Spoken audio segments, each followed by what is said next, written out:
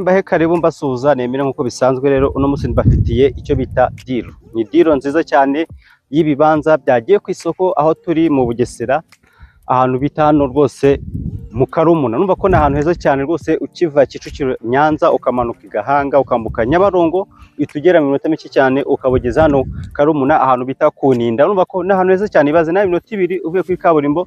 Dufite site y'ibibanza byinshi hano urazo gacagura ukigura reba location ahantu heza hatuwe ubona ko neighborhood ni perfect. Dufite rero ibibanza biri mu buryo butandukanye cyangwa se categories ziri different.